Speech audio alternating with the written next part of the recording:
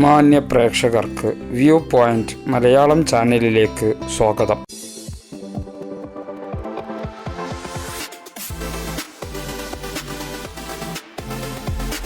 Indian ഉപഭൂഖണ്ഡത്തിൽ തന്നെ ഏറ്റവും കൂടുതൽ പോഷകനദികളുള്ള ഗംഗയുടെ പ്രധാന പോഷകനദികളെ നമുക്ക് പരിശോധിക്കാം. ഇതിൽ ഗംഗയുടെ വലതുഭാഗത്തുള്ളതും ഇടതുഭാഗത്തുള്ളതും എന്നുമായി രണ്ടായി തിരിക്കാം. ഗംഗയുടെ ഇടതുഭാഗത്തുള്ളവ യമുന, തസ്മ, രാംഗംഗ, കരംനാസ, സോൺ, പുൻപുന, ഫാൽഗു, ക്യൂൽ, ചന്ദൻ, അജയ്, ദാമോദർ, രൂപ്, നാരായൺ, ചമ്പൽ, ബേത്വ, കെൻ. വലതു ഭാഗത്തുള്ളവ രാംഗംഗ, ഘാറ, ഗോമതി, ഗാഘര, ഗാണ്ഡക്, ബുർഹിഗണ്ഡക്, കോശി, മഹാനന്ദ, ബ്രഹ്മപുത്ര, മേഘ്ന. അപ്രകാരം യമുന, ഗാഘര, ഗാണ്ഡക്, കോശി തുടങ്ങിയവ പ്രധാന ഹിമാലയൻ കുന്നുകളിൽ നിന്നുത്ഭവിക്കുന്നവയും സോൺ, സിണ്ട്, ബേത്വ, കെൻ എന്നിവ ഉപദ്വീപീയ പീഠഭൂമിയിൽ നിന്നുത്ഭവിക്കുന്നവയുമാണ്. ഗംഗയുടെ ഇടതുകരയിൽ ചേരുന്ന പോഷക നദികളിൽ പ്രധാനപ്പെട്ടവ: 1. യമുന. ഉത്തർപ്രദേശിലെ യമുനോത്രി ഹിമാനിയിൽ നിന്നുത്ഭവിച്ച് ഉത്തർപ്രദേശിലെ അലഹബാദിൽ വെച്ച് ഗംഗയുമായി ചേരുന്ന ഇത് ഗംഗയുടെ ഏറ്റവും നീളം കൂടിയ ഹിമാലയൻ പോഷക നദിയാണ്. ഇതിന് കാളിന്തി എന്നും പേരുണ്ട്. ആകെ 6316 കിലോമീറ്റർ നീളമുള്ള യമുന ഗംഗയിൽ ചേരുന്നതിന് തൊട്ടുമുമ്പ് യമുനയിൽ ചേരുന്ന ചമ്പൽ, ബേത്വ, കെൻ എന്നീ യമുനയുടെ തന്നെ പോഷക നദികളെയും ചിലപ്പോൾ ഗംഗയുടെ പോഷക നദികളായി കണക്കാക്കാറുണ്ട്. ആഗ്ര, താജ്മഹൽ, ഡൽഹി, യുപിയിലെ മധുര എന്നിവ യമുനയുടെ തീരത്താണ്. 2.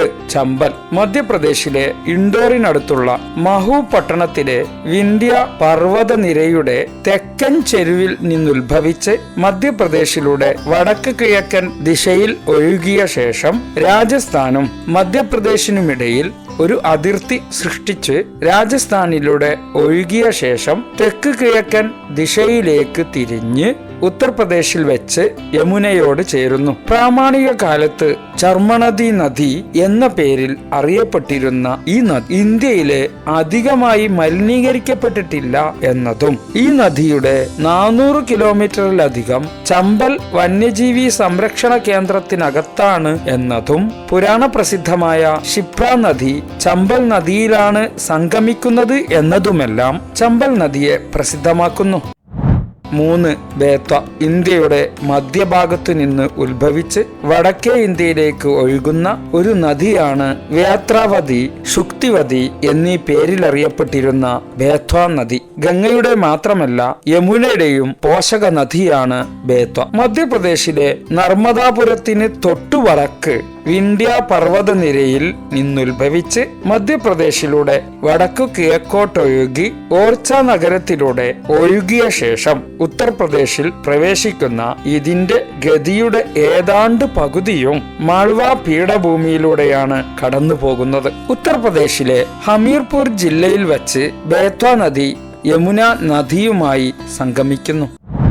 4. കെൻ നദി. മധ്യപ്രദേശിലെ കഡ്നി ജില്ലയിൽ ബാർണർ പർവ്വതനിരയുടെ വടക്കു പടിഞ്ഞാറൻ ചെരുവുകളിലുള്ള ആഹിർഗവാൻ ഗ്രാമത്തിനടുത്തു നിന്ന് ഉത്ഭവിച്ച് 427 കിലോമീറ്റർ കഴിഞ്ഞ് ഉത്തർപ്രദേശിലെ ബാന്ദ ജില്ലയിലെ ചില്ല ഗ്രാമത്തിൽ വെച്ച് ഗംഗാ നദിയുമായി ലയിക്കുന്നു. മധ്യപ്രദേശിൽ 292 കിലോമീറ്ററും ഉത്തർപ്രദേശിൽ 84 കിലോമീറ്ററുമായി ഒഴുകി 51 കിലോമീറ്റർ രണ്ട് സംസ്ഥാനങ്ങൾക്കിടയിലുള്ള അതിർത്തിയായും ഒഴുകുന്നു. ഇതിനിടയിൽ മധ്യപ്രദേശിലെ ബിജാവർ എന്ന പീഠഭൂമി മുറിച്ചു കടക്കുന്ന കെൻ നദി 60 കിലോമീറ്റർ നീളവും 180 മീറ്റർ ആഴവുമുള്ള ഒരു മലയിടുക്ക് മുറിച്ചു കടക്കുകയും അതിനാൽ നിരവധി അരുവികൾ ഈ മലയിടുക്കിൽ സംയോജിച്ച് ധാരാളം മനോഹരമായ വെള്ളച്ചാട്ടങ്ങൾ രൂപപ്പെടുന്നുണ്ട്.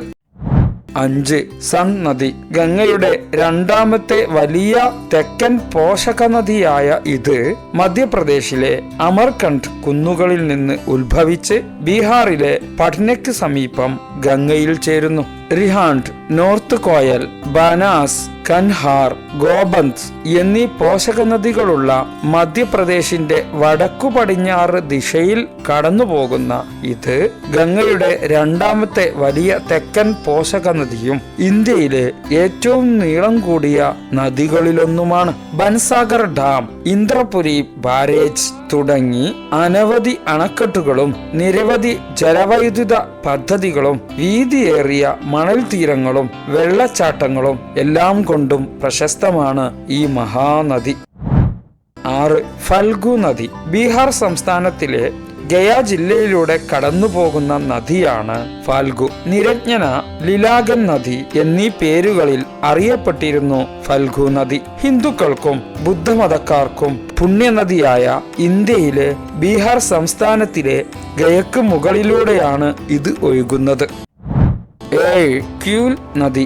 ജാർഖണ്ഡിലെ ഗിരിദിയിൽ നിന്ന് ഉത്ഭവിക്കുകയും ബീഹാർ സംസ്ഥാനത്തെ ലക്കിസാരായി, ഷെയ്ഖ്പുര, ജാമുയി ജില്ലകളിലൂടെ ഒഴുകുകയും ദിയാര മേഖലയിൽ ഹരോവർ നദിയിൽ ചേർന്ന് ഗംഗയിലെത്തുന്നു. ഇത് 110 കിലോമീറ്റർ നീളത്തിൽ സഞ്ചരിക്കുകയും 16,500 ചതുരശ്ര കിലോമീറ്റർ വിസ്തൃതിയിൽ വെള്ളം ഒഴുകുകയും ചെയ്യുന്നു. 8. ദാമോദർ നദി. ജാർഖണ്ഡിലെ ഛോട്ടാ നാഗ്പൂർ പീഠഭൂമിയിൽ നിന്നുത്ഭവിച്ച് ഹുഗ്ലിയിൽ ചേരുന്ന ബംഗാളിന്റെ ദുഃഖം എന്നറിയപ്പെടുന്ന ഈ നദിയിലാണ് അമേരിക്കയിലെ ടെന്നീസ് വാലി പദ്ധതിയുടെ മാതൃകയിലുള്ള 1948 ആരംഭിച്ച ഇന്ത്യയിലെ ആദ്യത്തെ വിവിധോദ്ദേശ്യ നദീതട പദ്ധതിയായ ദാമോദർ വാലി പദ്ധതി സ്ഥാപിച്ചിട്ടുള്ളത്. ഗംഗയുടെ വലത് കരയിൽ ചേരുന്ന പോഷക നദികളിൽ പ്രധാനപ്പെട്ടവ: 1. രാംഗംഗ. ഉത്തരാഖണ്ഡിലെ ദുധോലി കുന്നിന്റെ തെക്കിൻ ചെരുവുകളിലുള്ള ചമോലി ജില്ലയിൽ നിന്നുത്ഭവിച്ച് കനൌജിന്റെ തെക്കു പടിഞ്ഞാറൻ ഭാഗത്തിലൂടെ ചുറ്റിക്കറങ്ങി ഒഴുകുന്നു. 2. ഗാറ. ഉത്തർപ്രദേശിലെ ഷാജഹാൻപൂരിലെ പ്രധാനപ്പെട്ട വ്യാവസായിക മേഖലകളിലൂടെയാണ് ഗാറ നദി ഒഴുകുന്നത്. 3. ഗോമതി താൽ.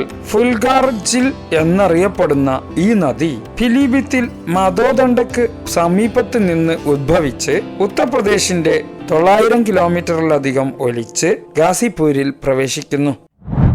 4. ഗാഘുര. സമുദ്രനിരപ്പിൽ നിന്ന് ഏകദേശം 13,000 അടി ഉയരത്തിലുള്ള ടിബറ്റിലെ ഹിമാലയ പർവ്വതത്തിന്റെ തെക്കൻ ചെരുവിൽ നിന്നുത്ഭവിച്ച് നേപ്പാളിൽ കർണാലി എന്ന പേരിൽ തെക്ക് ദിശയിൽ ഒഴുകി ഉത്തർപ്രദേശ് സംസ്ഥാനത്തിൽ തെക്ക് ദിശയിലൂടെ 1080 കിലോമീറ്റർ നീളത്തിൽ സഞ്ചരിച്ച് ഛപ്ര പട്ടണത്തിലെത്തി ഗാഘുര ഗംഗയോട് ചേരുന്നു. 5. ഗാണ്ടക്. നേപ്പാളിലെ ഹിമാലയൻ പർവ്വത നിരകളിൽ നിന്ന് ഉത്ഭവിക്കുന്ന കാളി, തൃശൂലി എന്നീ നദികൾ കൂടിച്ചേർന്ന് 765 കിലോമീറ്റർ വളഞ്ഞു പുളഞ്ഞ് ഇത് പട്നയ്ക്കടുത്തുള്ള സോണേപൂരിൽ ഗംഗയുമായി ചേരുന്നു. 6. കാശി നദി. കടുത്ത വെള്ളപ്പൊക്കം കാരണം ഇന്ത്യയിലെ ഏറ്റവും അപകടം പിടിച്ച നദിയും ഇന്ത്യയുടെ ദുഃഖം എന്ന നിലയിൽ അറിയപ്പെടുന്നതും ഈ നദിയാണ്.